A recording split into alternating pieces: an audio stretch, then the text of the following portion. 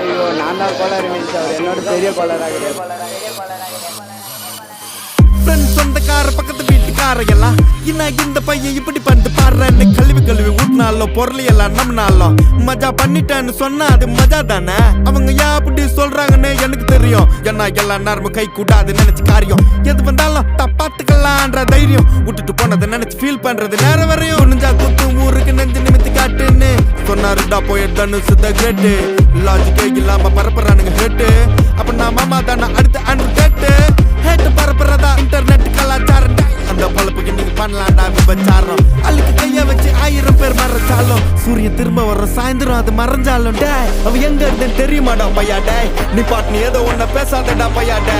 ஐயோ அவனா ஒரு மோடா முட்டிய பையா டே. வேற யாரு அது